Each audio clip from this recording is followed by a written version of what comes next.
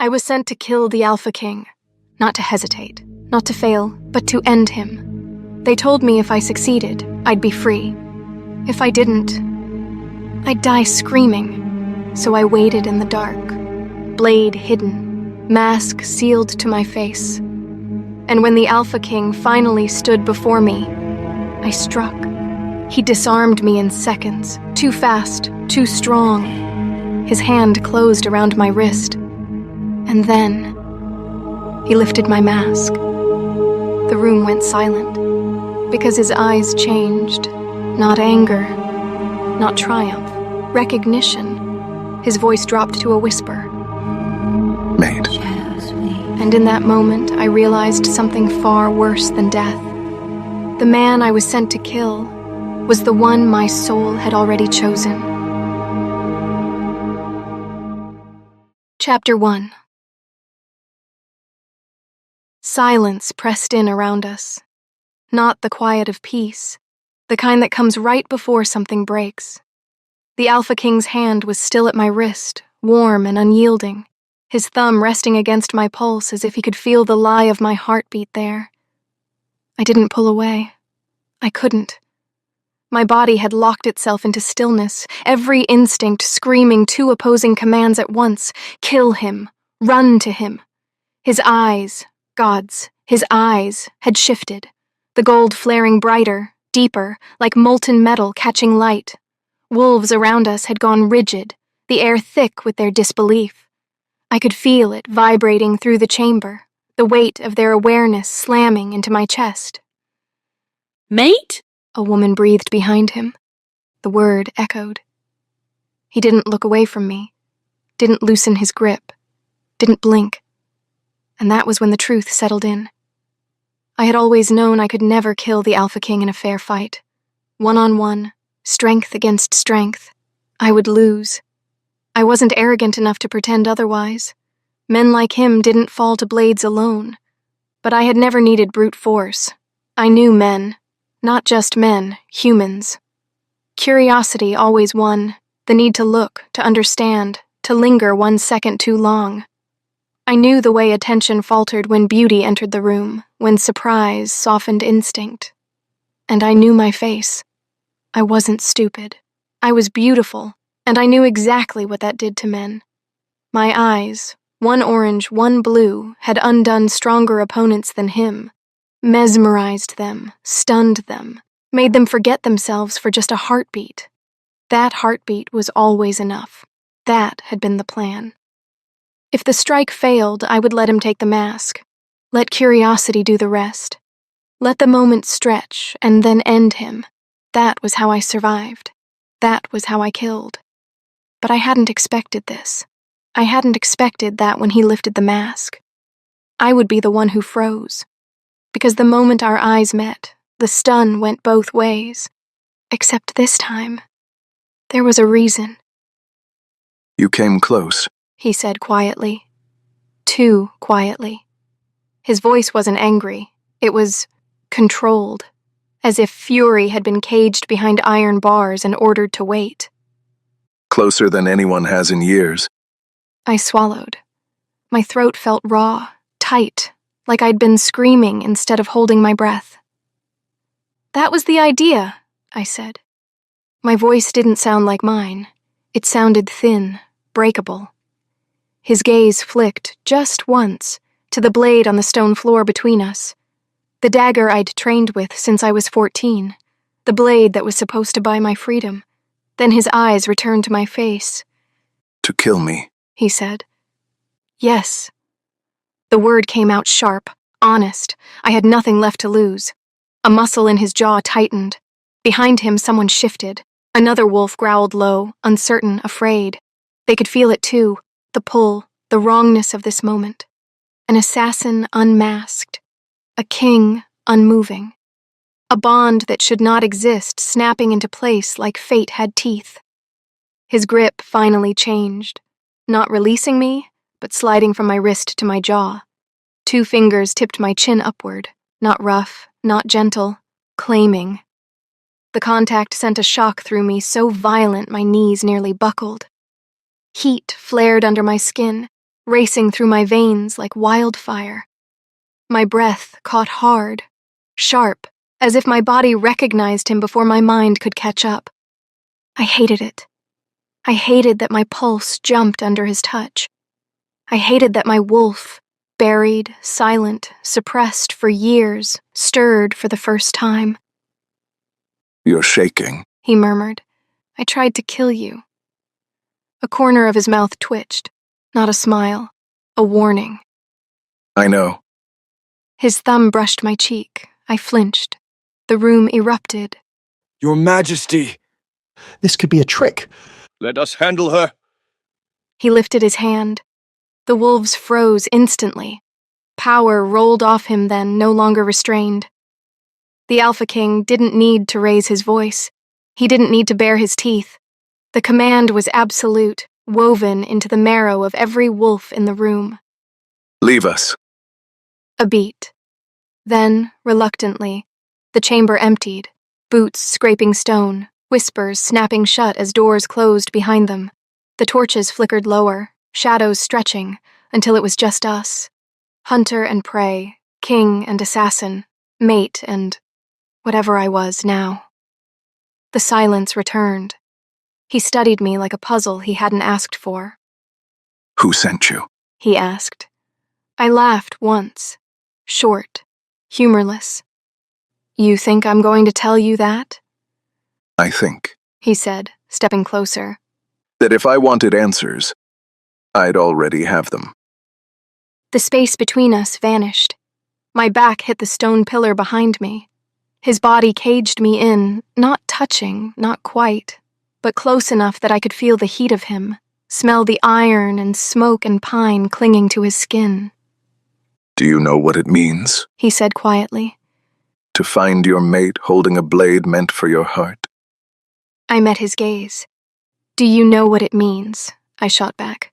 To be promised freedom and realize it was a lie the moment you failed? Something flickered in his eyes then. Not dominance, not rage, understanding. That scared me more than anything else. You won't kill me, I said, testing it. He didn't deny it.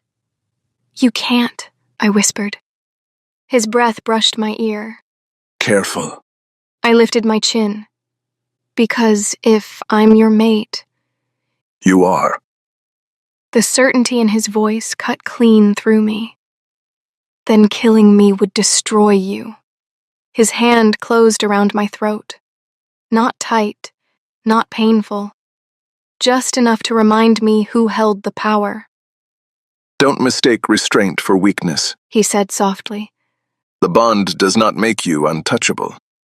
My heart slammed against my ribs. Good, I whispered, because that means it does not make you untouchable either. Chapter 2. The Alpha King didn't respond to my last words. He simply smiled. It wasn't amused. It wasn't impressed. It was cruel. It was the kind of smile a man gives when he's already decided how this ends. Then he turned and left the chamber. The doors shut behind him with a heavy finality that made my pulse spike. I stared after him for a long moment. That smile stayed with me. And yes, I was concerned. As soon as his footsteps faded, I rushed to the doors. Locked. Of course they were. I scanned the chamber quickly, instinct taking over. No windows, no cracks wide enough to exploit, no loose stone. Whoever had built this fortress understood containment far too well. I exhaled sharply. If I wanted out, I'd have to make my own exit. I stepped back, already calculating where the stone would fracture easiest. Then the doors opened again. I turned, knife hand twitching out of habit, just as a tall woman strode inside. Red hair, braided tightly. Tall, taller than me, and built like someone who knew how to command a room without raising her voice. 2 maids followed behind her, heads lowered. I recognized her immediately. She'd been there earlier, the one who had gasped. She didn't speak at first. She circled me slowly, openly inspecting me, from my face to my throat, down my arms, my boots, the leather still marked with dust and blood. Her mouth curled. Finally, she turned to the maids. Take her to the room. The maids nodded instantly. Authority confirmed. As they moved toward me, the woman added, her voice sharp with disdain. And change her. I don't want that filth touching the furnishings. She gestured at my fighting leathers like they offended her personally. I scowled back at her. You should be more careful, I said coolly. People have died for underestimating what's under this filth. Her lips pressed thin.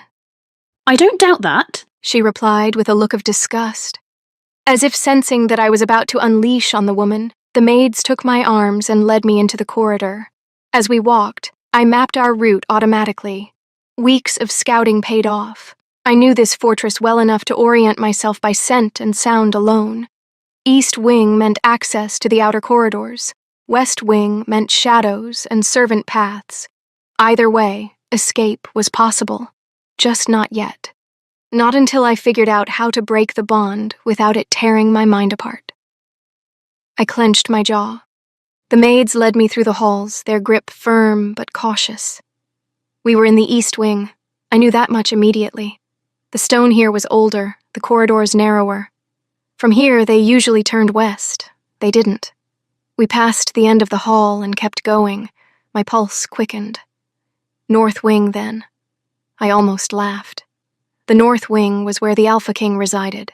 If they were foolish enough to put me there, I would end him tonight. Bond or no bond, madness be damned.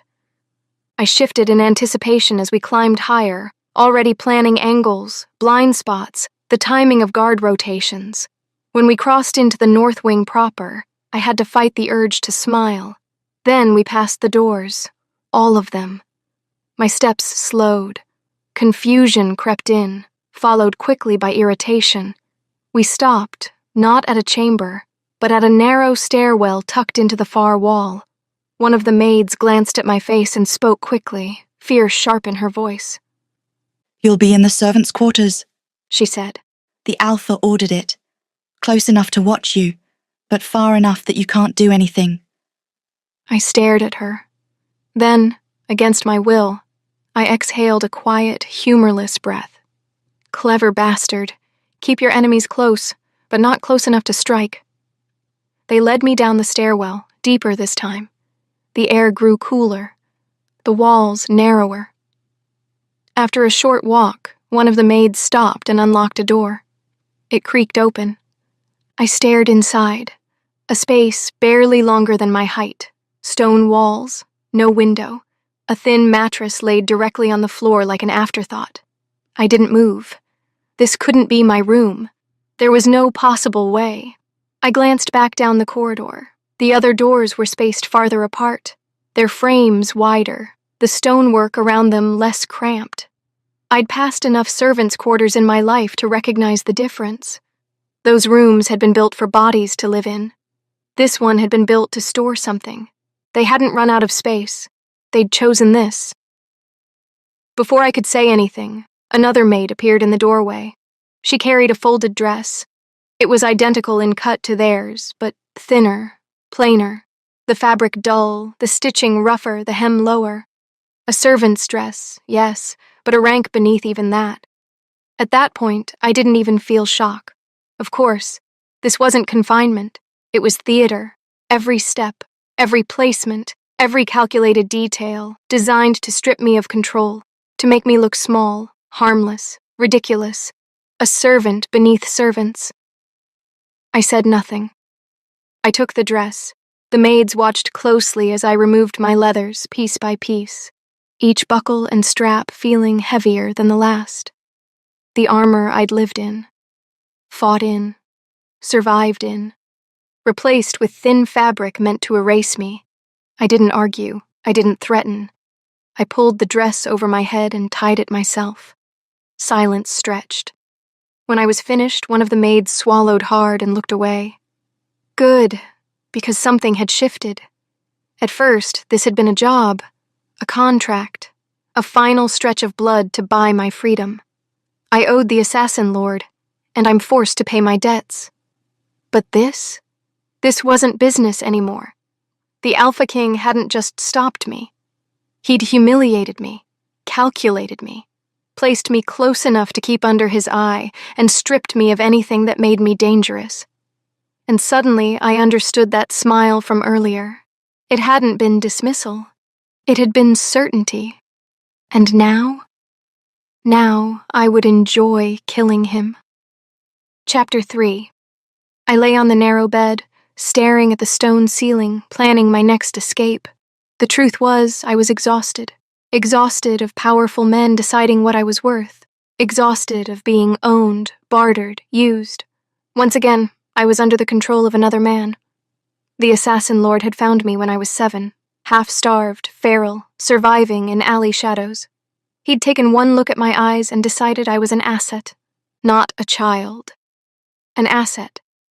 He trained me relentlessly, taught me to fight, to kill, to use both my body and my mind as weapons.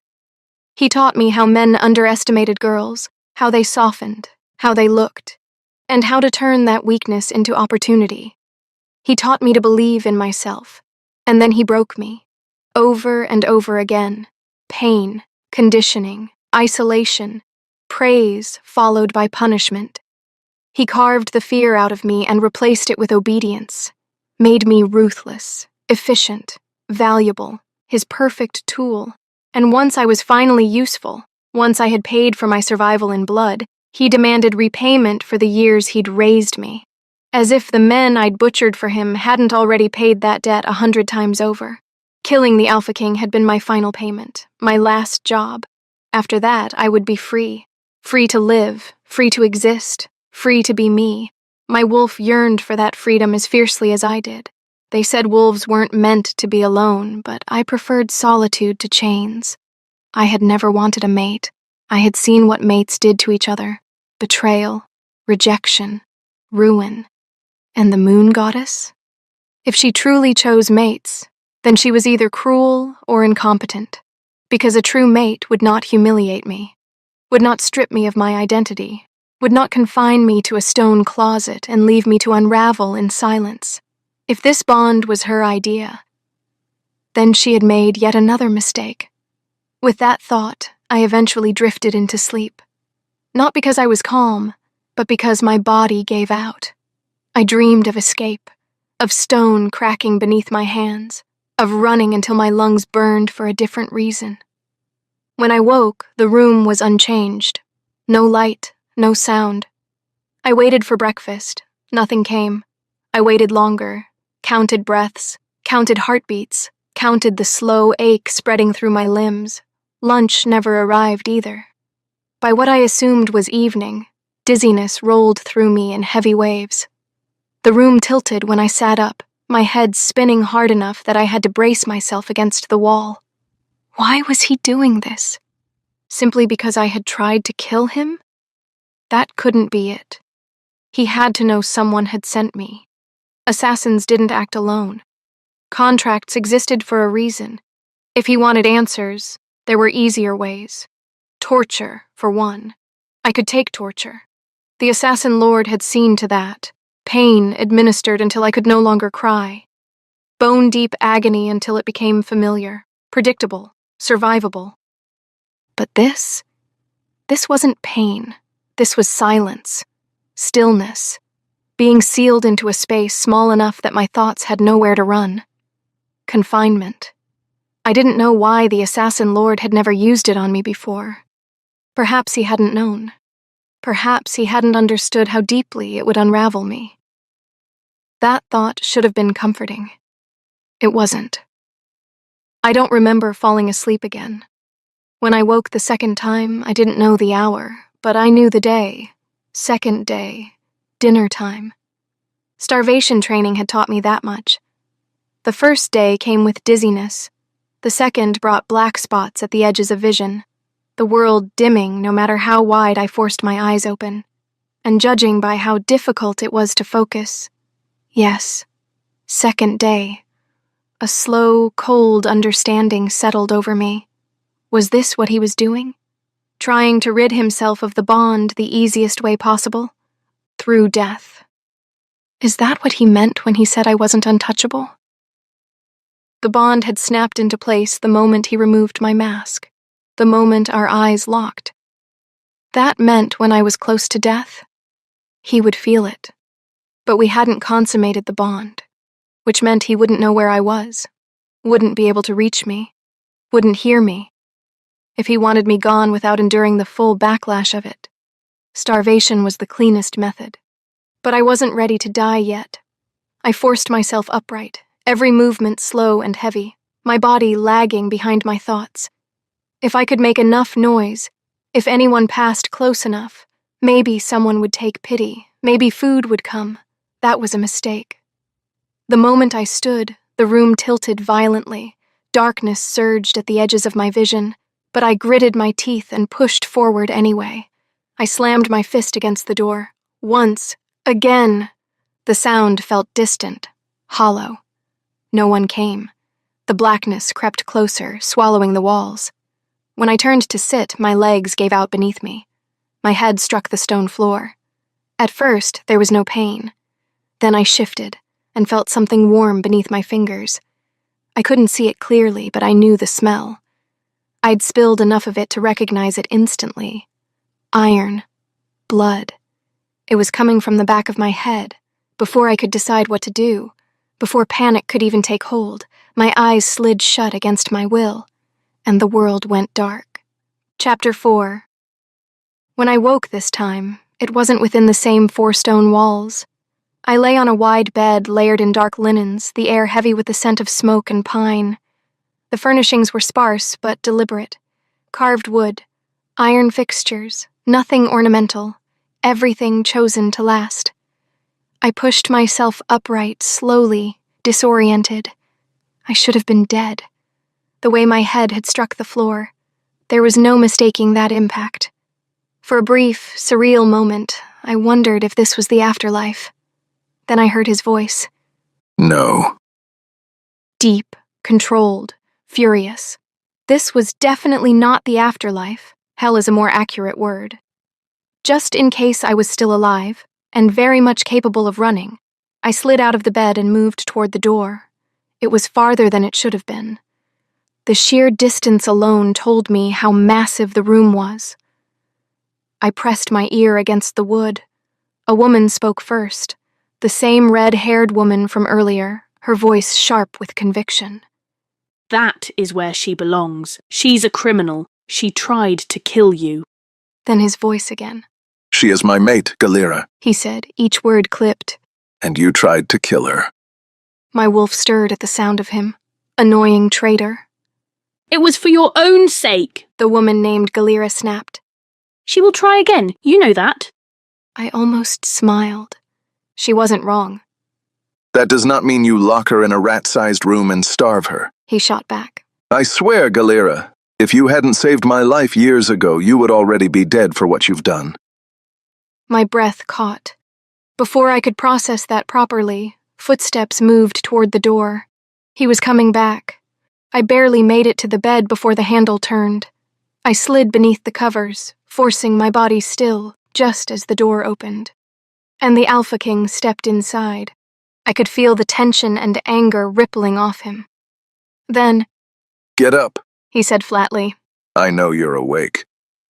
He couldn't be talking to me. How would he know?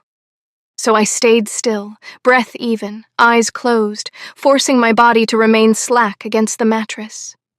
The next second, the blanket was yanked away. I shot upright with a snarl just as he chuckled, clearly satisfied. But the humor vanished from his face as quickly as it had appeared.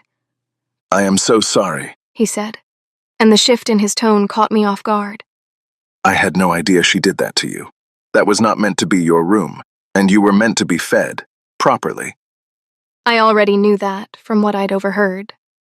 Still, the apology surprised me. I crossed my arms, glaring at him. Don't act like you weren't planning to do worse to me. He stared at me, genuinely incredulous. Worse, He repeated. hurting you hurts me. There is nothing I can do to harm you without feeling it myself. Every ounce of pain, and the guilt that follows. I frowned. Then why? I demanded. Why did you smile at me before you left? That wasn't mercy. That was a promise. His lips curved again. But this time it was slow, deliberate, low. That smile He said quietly. was not about pain. My wolf stirred, traitorous and alert. Inflicting suffering isn't the only way to make someone talk. His gaze dropped, briefly, deliberately, to my exposed thigh. I froze. Heat rushed to my face as understanding hit, and I moved instantly, dragging the fabric down to cover myself. He chuckled softly. I wanted you rested He continued, unbothered. before I began interrogating you. I ignored his last comment and sat up instead. Then where is my actual room? I was going to place you in the chamber beside mine, He said. but I can't trust that no one else will try to hurt you again, so you'll stay here. In his room. I shot out of the bed. Absolutely not. He turned to face me fully. You are not safe anywhere in this castle. They are angry. You tried to kill me. Someone will attempt to take your life. I can defend myself, I snapped. I know you can, He said evenly. Then he continued, his voice lowering. but it's not only the people inside these walls I'm worried about. It's the ones outside them. I frowned. What do you mean? No one wants me dead, Wrong. he said flatly. Whoever sent you knows by now that we are mates, and if you die, the bond will weaken me. For days. That window is all they would need. My stomach tightened. That would be their opening. He finished. I opened my mouth to argue. Then I stopped.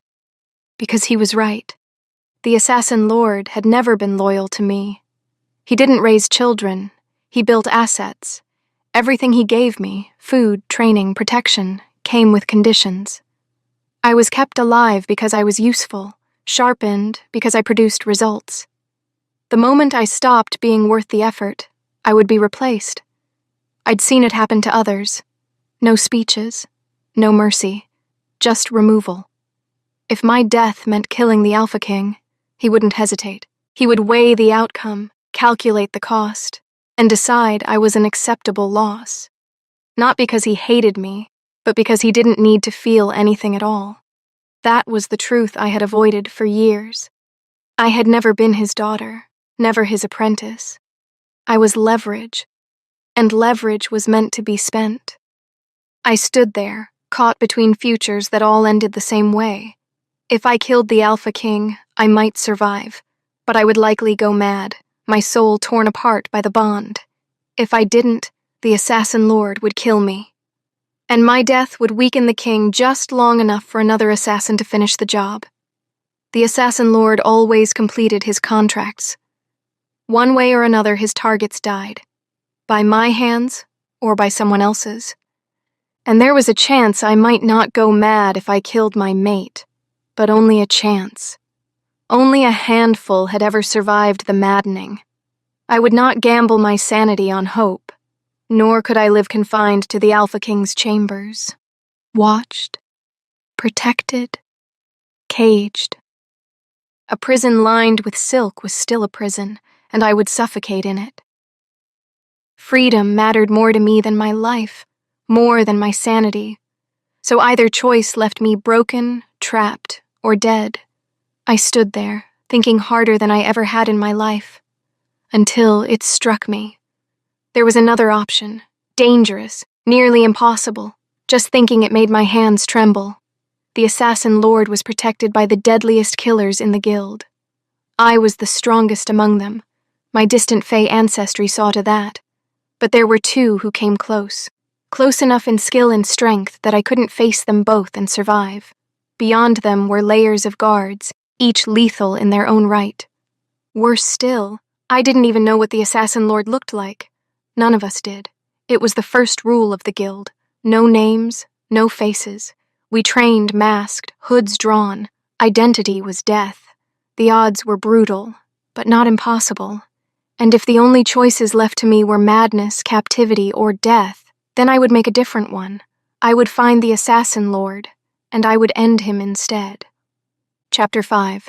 I had almost forgotten where I was, and that he was waiting for a response, until the Alpha King cleared his throat. The sound snapped me back. I lifted my gaze to him, really looking this time. He wasn't angry, not pacing, not posturing. He was watching me with a focus that made it impossible to pretend this conversation could be avoided.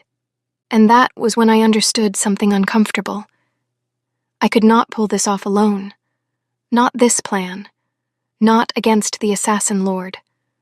Not with the bond between us complicating every move I made. If I tried to do this without telling him everything, it wouldn't just fail. It would get one or both of us killed. I didn't trust him, not fully. But trust wasn't what this required. It required alignment, understanding, and maybe, reluctantly, cooperation. I hadn't even finished forming the plan yet. I was still circling the idea, testing its edges, and if there was anyone in this castle who might know something I didn't, it was the Alpha King.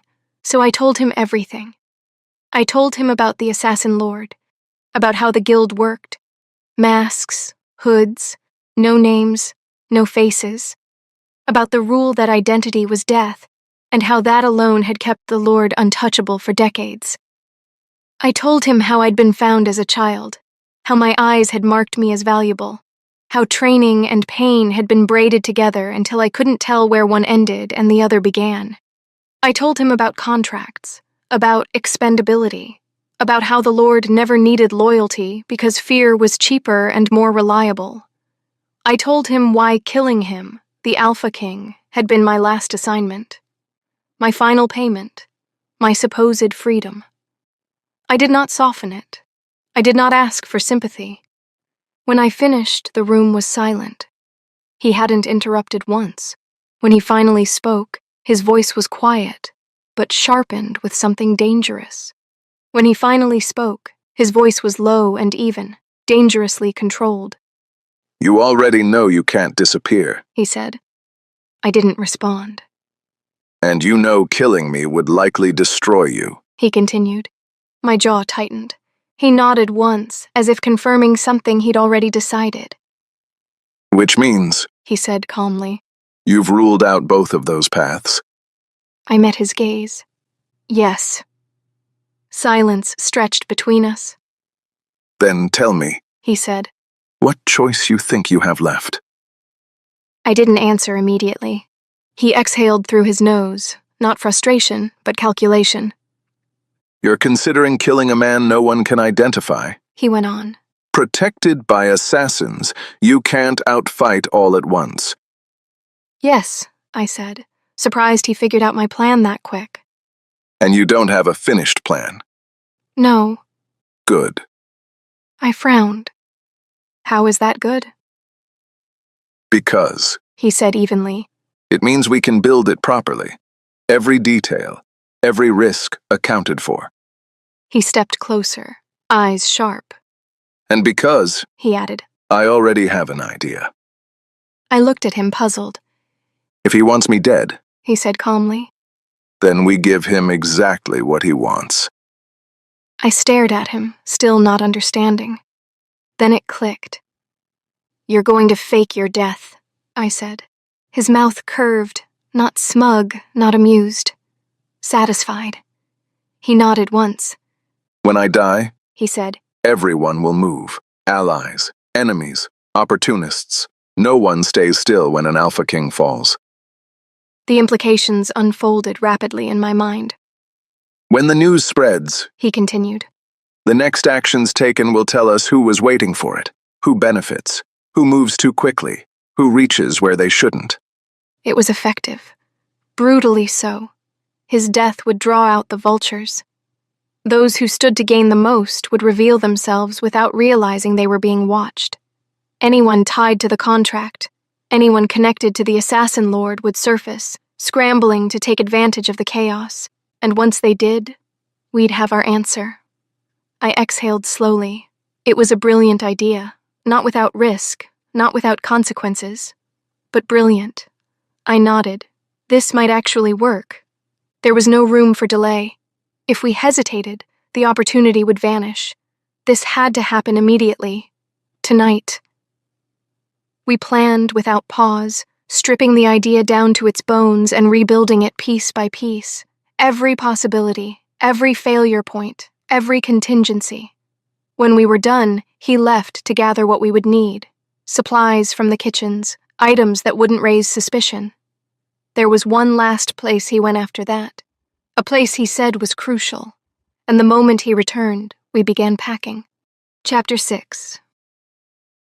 We barely slept. By the time the fire took hold, smoke was already creeping through the chamber above us, curling thick and acrid through the cracks in the stone. It burned the back of my throat as we moved through the narrow passage beneath his room, our steps measured, silent. I glanced back once, watching the smoke rise, and smiled. Because this was exactly how it was meant to look. The plan was simple in its brutality. His chambers would burn, the Alpha King would die in the fire, and I would die with him. No one would question it. No one knew about the passageway hidden beneath his room. No one would think to look for an escape where none was supposed to exist. To the rest of the castle, it would be a tragedy, a catastrophe, a fitting end. And to ensure there was no doubt, we had left bones behind in the fire. That had been his final stop the night before.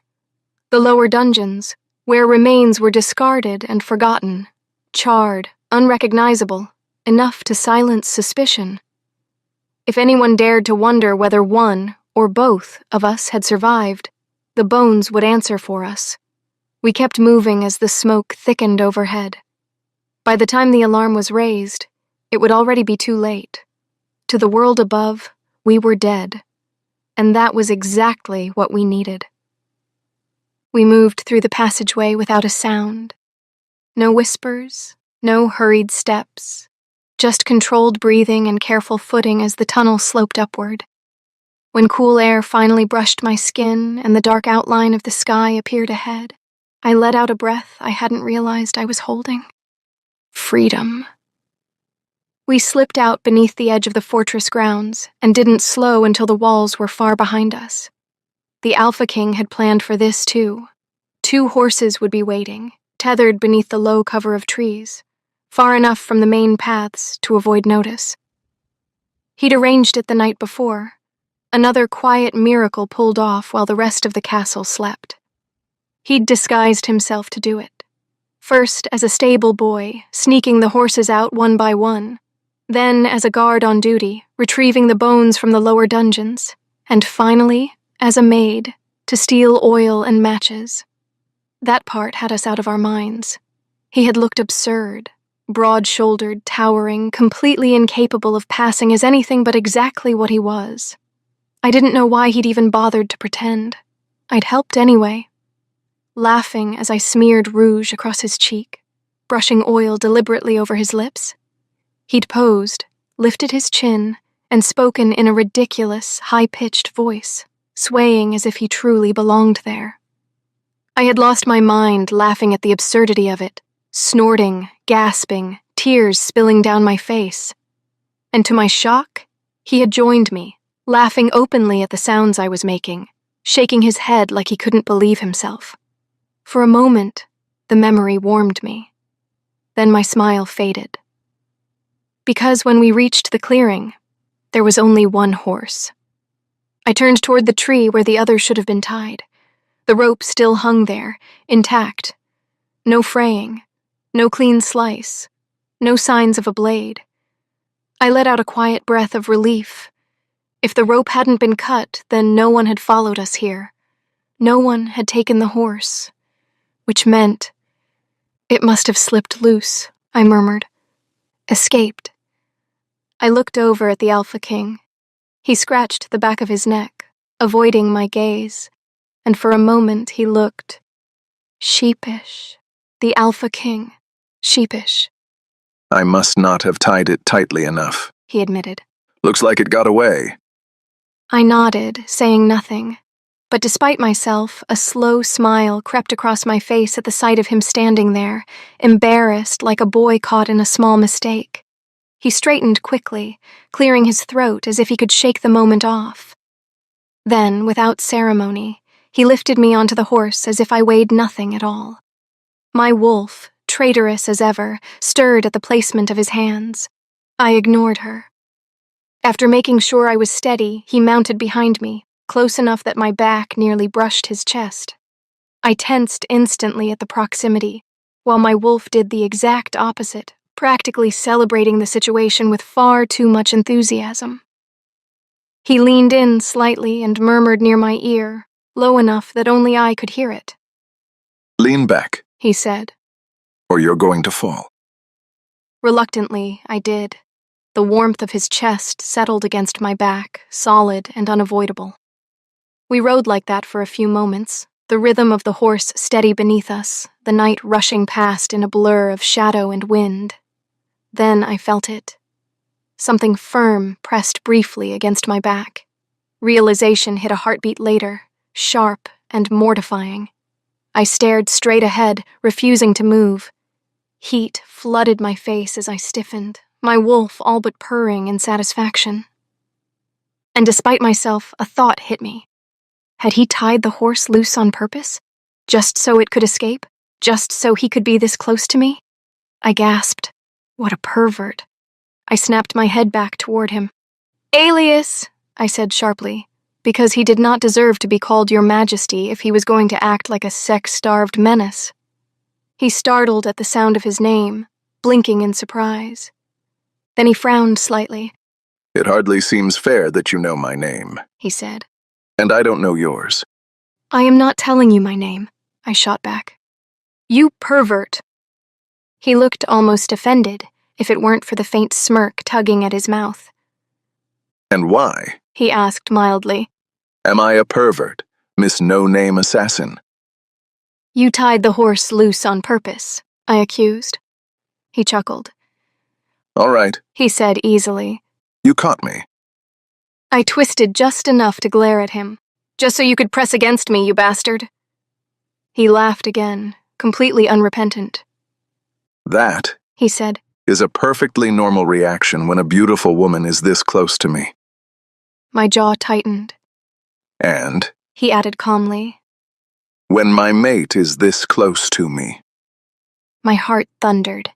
I had forgotten that inconvenient, dangerous fact. I had a mate, and it was the Alpha King. When I didn't respond, he cleared his throat, deliberately shifting the conversation. Anyway, He said, far too casually. on to more pressing matters. I rolled my eyes. What is your name? He asked. You're keeping me in suspense. Really? I scoffed. That's the most pressing matter? Yes, He replied simply. I exhaled, then said flatly, I don't know. He stiffened behind me. what do you mean? You don't know. I don't have one, I said. They never gave me one. Silence. They just called me the Blade. I finished quietly. Chapter 7. The horse skidded to a sharp stop as Alias turned to look at me, shock written plainly across his features. The Blade, He said. the most dangerous assassin in the entire kingdom? I'd expected this reaction. Everyone thought the Blade was a man. It was easier that way. Cleaner. Fear spread faster when it had a masculine shape, and I was tall and silent enough that no one questioned it. The myth had done the rest. For a moment, neither of us spoke. The night stretched around us, the only sound the horse's uneven breathing and the quiet crackle of distant insects. Then Alias looked forward again and nudged the horse into motion. He didn't press, didn't demand explanations, didn't ask how many people I'd killed or how much blood sat on my hands. That surprised me more than the shock. We rode the rest of the way in silence. The cottage appeared just beyond the tree line, small, secluded, exactly where it should have been. Alias slowed the horse as we approached, dismounting first before helping me down. Only when my boots touched the ground did he finally speak. Everything about you He said quietly. makes a great deal more sense now. I didn't respond. We stepped into the cottage and something inside me cracked. I had rationed every supply for this place. Every dried herb, every preserved cut of meat, every candle. This was meant to be mine, earned with blood and silence. A reward for finishing the job, for finally being free. I was supposed to come here alone. I didn't notice when the tears started, only that suddenly my vision blurred, the room doubling as memories pressed in, of a life I'd imagined but never reached. Quiet mornings, no orders, no masks. Alias didn't comment. He didn't ask, didn't touch. He simply moved past me, deeper into the cottage. When I heard the low rush of water, I realized he'd gone to the bath chamber. When he returned, steam clung faintly to him. Without a word, he dropped to one knee in front of me and began unlacing my boots. I should have told him to stop, to leave, to give me space. But I didn't have the strength. Being here hurt too much. When he finished, he lifted me easily, as if I weighed nothing, and carried me into the bath chamber. I didn't protest, didn't resist. I just let it happen. The water was already drawn. He set me down carefully, then straightened. Are you going to undress and get in? He said, voice dry, eyes amused. Or shall I do it for you? A pause. Personally, I prefer the second option. I rolled my eyes and grabbed the nearest cloth, tossing it at his chest. Out, I muttered. He caught it with a low chuckle and backed toward the door. Take your time, he said, turning away. I'll be right outside. The door closed softly behind him. The water was hot enough to sting.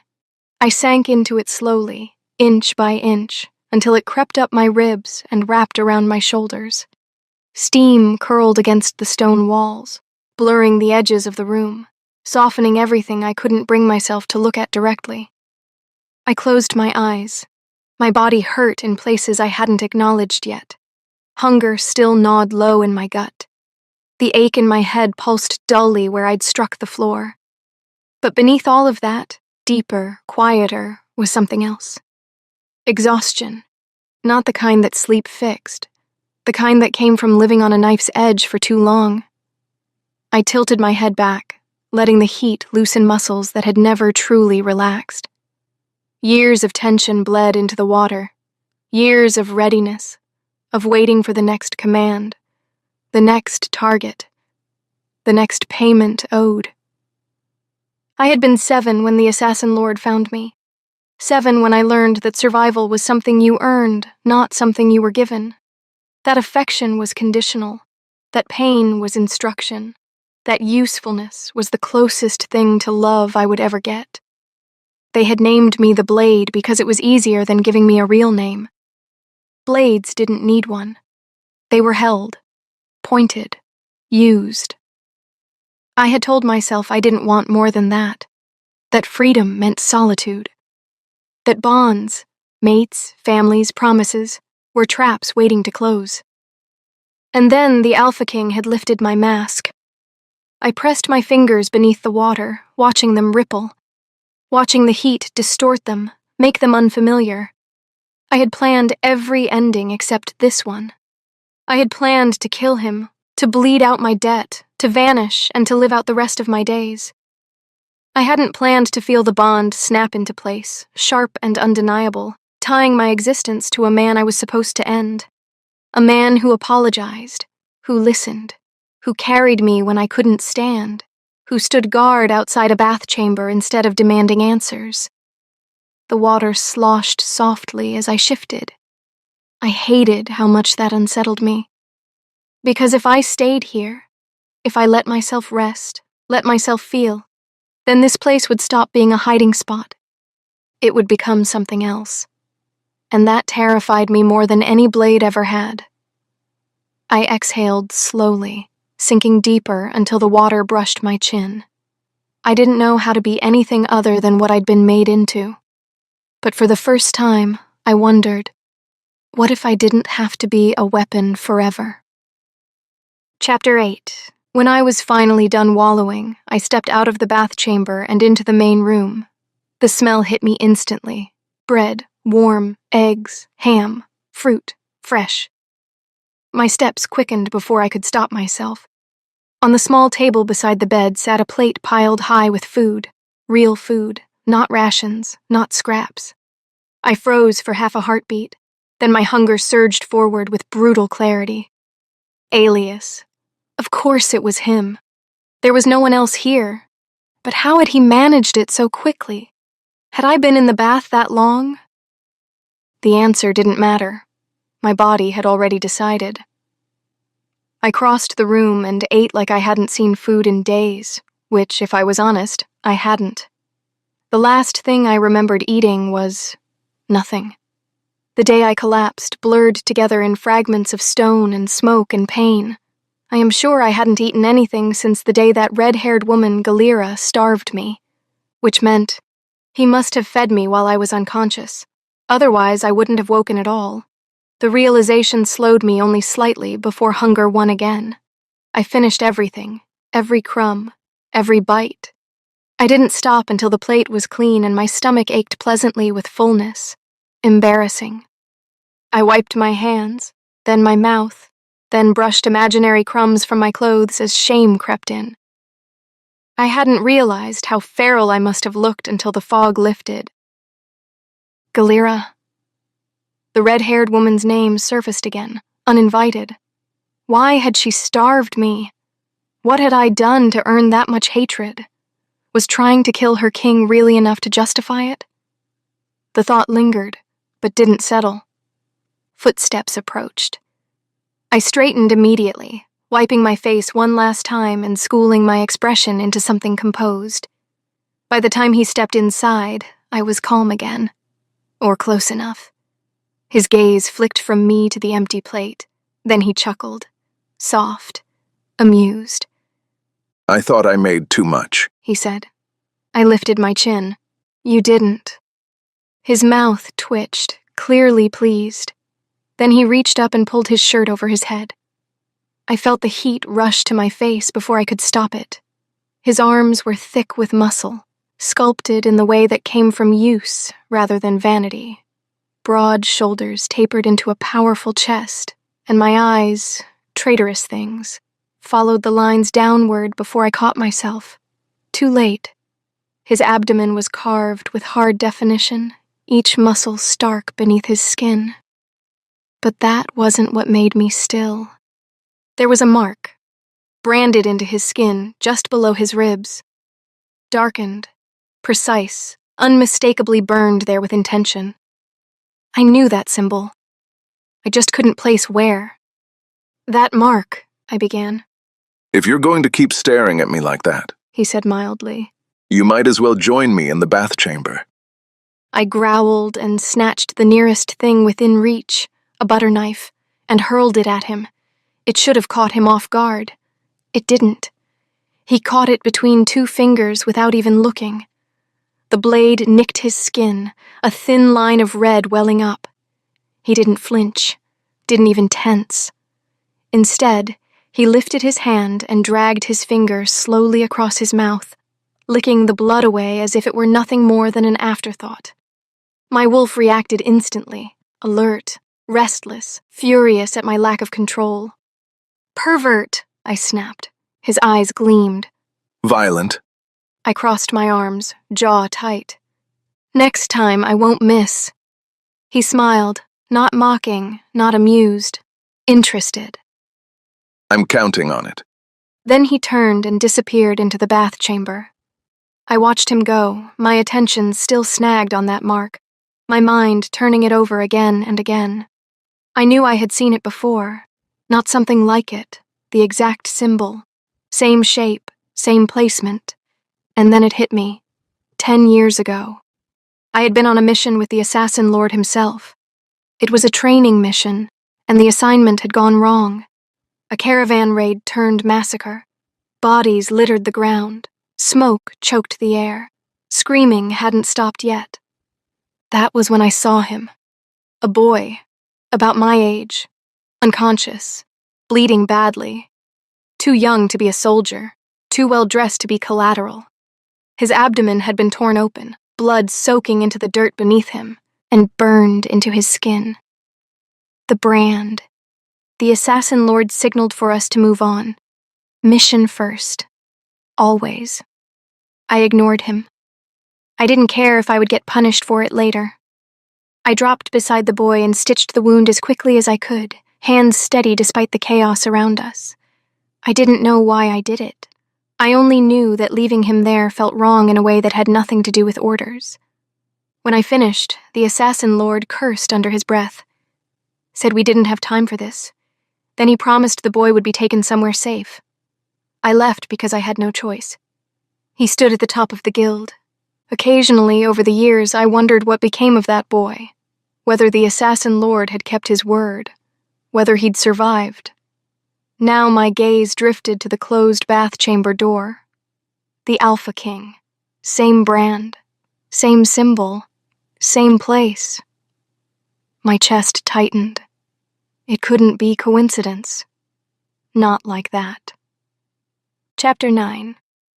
When Alias stepped from the bath chamber, I was still turning it over in my head. The brand, the boy, the timing. I hadn't meant to ask so abruptly, but the words left me anyway. "What does that brand mean?" I said. "Have you always had it?" He paused, towel slung low around his hips, water still tracing slow lines down his skin. The question clearly caught him off guard, but after a beat, he answered. Yes, it was branded on me about 10 years ago. He said. It's the royal mark. Very few people know it exists. It's used to identify members of the royal bloodline. Quietly. My pulse kicked hard. "So," I said slowly, "not just anyone has it." He shook his head once. No. I swallowed. "Do you have a brother?" He frowned, clearly confused by the turn of my questions. No. Then, more carefully, Why are you asking me this? I looked at him for a long moment.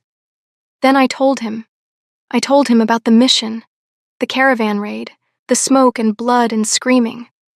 I told him about the boy I'd found, unconscious, torn open, bleeding out in the dirt, about the brand burned into his abdomen, about how I'd ignored orders and stitched him anyway, about the promise that had been made, and the years I'd spent wondering whether that boy had lived.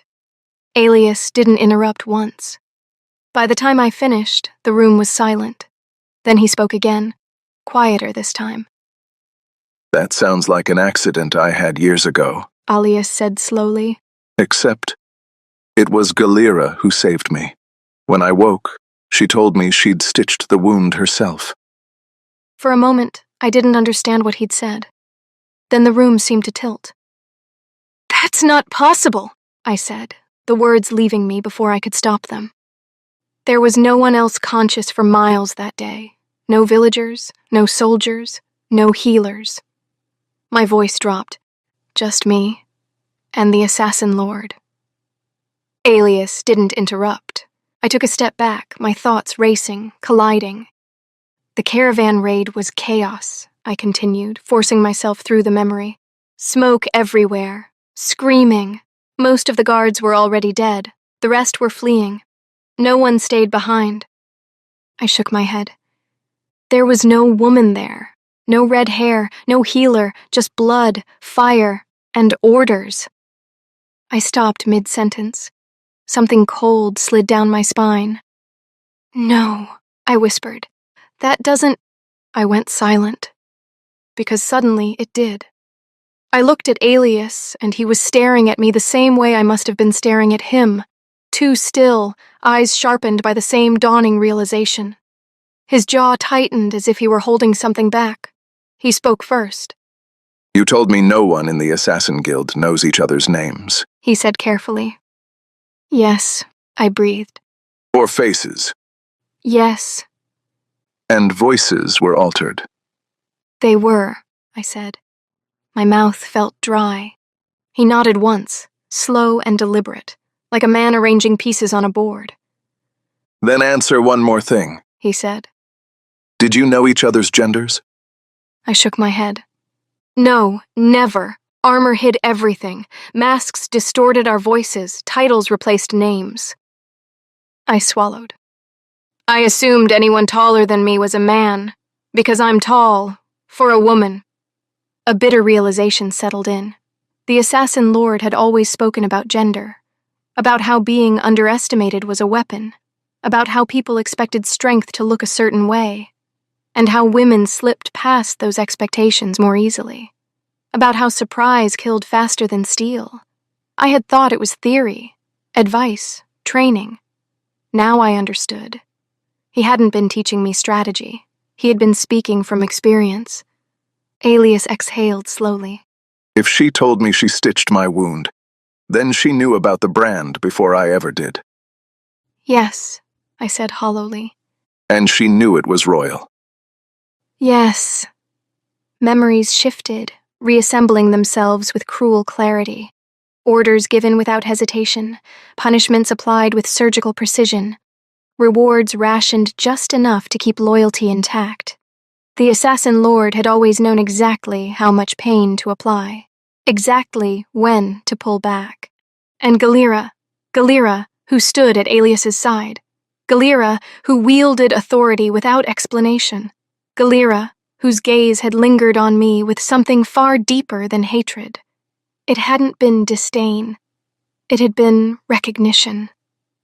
I remembered our first meeting in the throne room, how I'd clocked Galira immediately, not just because of her presence, but because of her height.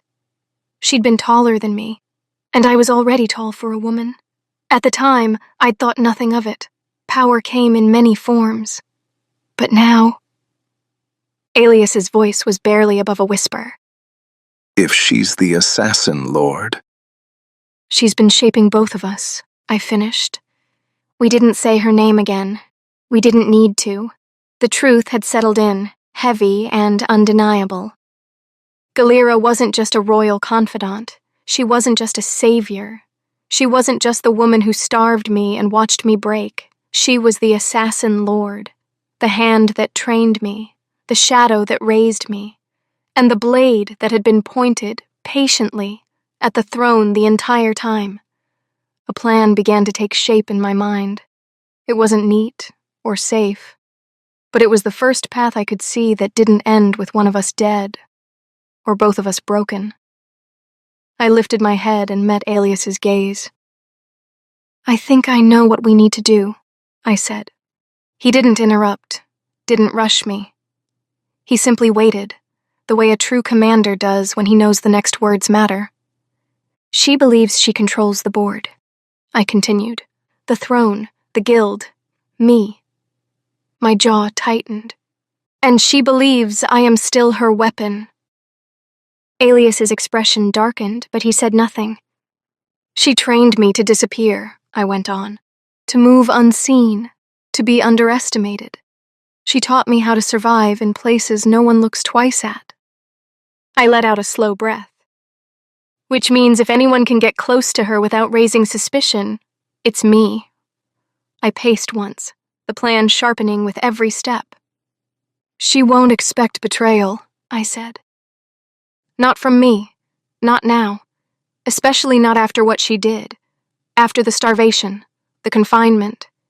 She'll think I'm broken, angry, still predictable. Alias's eyes narrowed. And that's exactly how she likes her assets. Yes, I said, which is why we let her think she still has me. Silence stretched between us, heavy with implication. We keep your death believable, I continued. Public grief, political chaos, let her think her long game worked, that the Alpha King is gone and the mate bond is no longer a threat. And you? He asked quietly. I vanish, I said. The blade disappears the way she always does, without witnesses, without proof. My voice hardened. And I hunt the hunter. Alias stepped closer. You'd be walking straight back into her reach. I've lived there my entire life, I said flatly. She just doesn't know that I've finally learned how she thinks. I stopped in front of him. She believes power comes from control, I said, from secrecy, from being untouchable. My lips curved, sharp and humorless. So we take that from her. Slowly. Aelius studied me for a long moment. And when you find her? He asked. I didn't hesitate. I end it, I said. No spectacle, no mercy, no chance for her to escape the way she's escaped justice for decades. The room felt colder. Aelius nodded once. Then we do this properly, He said. Together. Not as king and assassin, but as two people who finally knew who their real enemy was. Epilogue. History recorded the night the Alpha King died as a tragedy. A fire, a collapsed chamber, bones pulled from ash and stone. The kingdom mourned loudly, the court fractured quietly, alliances shifted, enemies moved too quickly and revealed too much, just as planned. Galira wore black. She stood beside the empty throne with flawless composure, grief shaped carefully across her features. She spoke of duty, of legacy, of carrying on, and the nobles believed her, because they always had. No one suspects the hand that steadies the crown. No one noticed when the blade vanished. At first, there were whispers, contracts unanswered, safe houses found empty, assassins who never returned from missions that should have been routine. The guild felt it before they understood it. Orders stopped coming. Then the inner circle began to unravel. The smoke was found dead in a river with no wounds on his body. Another vanished from a locked room. A third was discovered kneeling, blade still in hand, as if he had understood, far too late, who had come for him. And Galira? She realized the truth the moment she recognized the pattern, the moment she understood that her greatest weapon had learned how to turn. By the time she tried to disappear, it was already too late. The blade found her where power always retreats when it fails, alone, stripped of witnesses, stripped of control. There were no speeches, no pleas, only recognition, and an ending long overdue.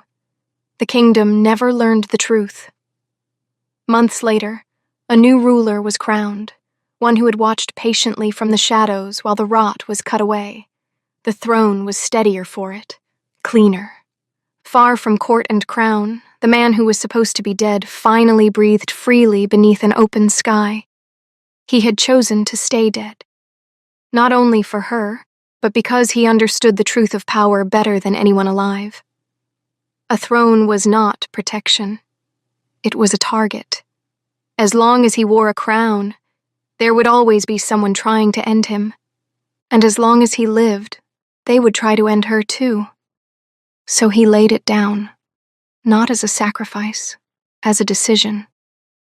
He waited, not impatiently, not blindly, but with the quiet certainty of someone who had finally chosen his own life. And when she returned, she did not come as the blade. She came with a name, one she had chosen, one that belonged only to her. For the first time, she was not a weapon, not leverage, not an asset. She was free. And this time, freedom did not mean solitude. It meant waking beside the man she loved without chains between them, political or otherwise. It meant days that were quiet by choice, not enforced silence. It meant a life no longer measured in contracts or blood or survival. They did not need a throne. They did not need titles. They had escaped the only prison that ever truly mattered. And for the first time in both their lives, the future was not something to be endured. It was something they were finally allowed to choose, together. The end.